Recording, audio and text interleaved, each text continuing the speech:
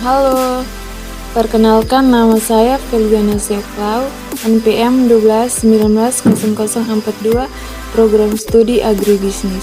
Di sini saya akan menjelaskan tentang teori Hexon Only. Teori modern perdagangan internasional adalah teori yang dikemukakan pertama kali oleh Bertin Only dalam bukunya Interregional and International Trend 1933. Sebagian dari teori Bertin Only didasarkan atas tulisan gurunya, yaitu Elin Hexer, sehingga teori ini lebih dikenal dengan teori Hexer Only atau disingkat dengan teori HO. Teori Hexer Only menjelaskan tentang beberapa perdagangan internasional yang baik. Negara-negara akan melakukan ekspor barang-barang yang memiliki faktor produktif yang besar secara intensif. Menurut Hexer Only, suatu negara akan melakukan sebuah perdagangan internasional dikarenakan negara tersebut mempunyai keunggulan faktor produktif dan keunggulan dalam kemajuan teknologi. Hal inilah yang sering disebut keunggulan komparatif.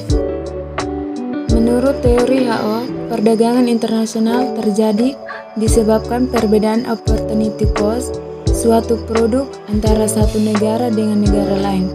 Pertukaran dapat terjadi karena adanya perbedaan dalam jumlah proporsi faktor produksi yang memiliki faktor Enderwan masing-masing negara.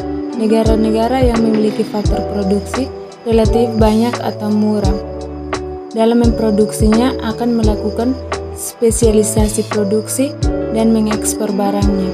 Sebaliknya, suatu negara akan mengimpor barang tertentu jika negara tersebut memiliki faktor produksi yang relatif langka atau mahal dalam proses memproduksinya.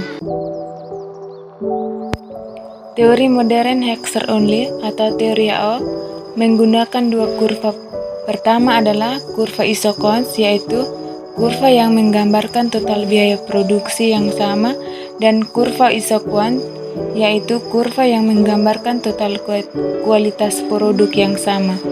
Menurut teori ekonomi mikro, kurva Isokons akan bersinggungan dengan kurva Isoquant pada suatu titik optimal.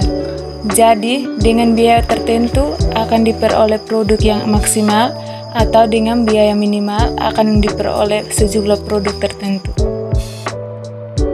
Dalam teori HO, sebab-sebab munculnya keunggulan komparatif bagi setiap negara dan dampak-dampaknya yang ditimbulkan oleh hubungan dagang terhadap pendapatan faktor produksi di kedua negara yang bersangkutan. Menurut HO, perbedaan kelimpatan faktor produksi menjadi penentu keunggulan komparatif bagi masing-masing negara yang selanjutnya akan menjadi landasan berlangsungnya perdagangan. Yang berikut, perdagangan juga dapat berfungsi sebagai pengganti mobilitas faktor produksi internasional dalam menyamakan tingkat harga faktor produksi atau pendapatan faktor produksi baik secara relatif atau absolut di antara negara yang terlibat dalam hubungan dagang tersebut. Yang berikut teori Hexer Only atau HO. Teori ini menyatakan bahwa suatu negara akan melakukan perdagangan dengan negara lain disebabkan negara tersebut memiliki keunggulan komparatif, yaitu keunggulan dalam teknologi dan keunggulan faktor produksi. Basis dari keunggulan komparatif adalah yang pertama, faktor endowment, yaitu memiliki kepemilikan faktor-faktor produksi di dalam suatu negara. Yang kedua, faktor intensity, yaitu teknologi yang digunakan di dalam proses produksi, apakah labor intensity atau capital intensity. Contohnya, negara A memiliki tenaga kerja lebih banyak dari negara lainnya, dan negara lainnya memiliki kapital lebih banyak dari negara A.